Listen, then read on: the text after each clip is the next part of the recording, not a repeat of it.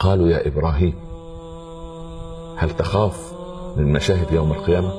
قال بلى. قال وخلتك، مش انت الخليل؟ قال أهوال القيامة سوف تنسيني خلتي. حتى يقال أن سيدنا موسى يقول يا رب لا أسألك عن أخي هارون، ويقول عيسى لا أسألك عن مريم أمي، ويقول إبراهيم لا أسألك عن إسماعيل ابني. خلاص سبحان الله العظيم، لكل امرئ منهم يومئذ شأن يغنيه.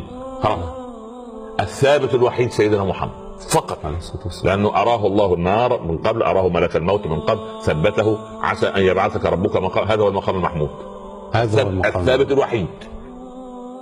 شوف ما من ملك مقرب ولا نبي مرسل إلا ودعوته يومها يا رب سلم يا رب سلم، إلا سيدنا محمد يا رب أمتي يا رب أمتي عليه الصلاة والسلام. هل هذا رسول يترك؟ لا والله. هل تترك سنته؟ لا والله. هل ننسى حقوقه علينا؟ لا والله. هل يعني ننسى أن نسير خلفه في صغير الأمر وكبيره؟ لا.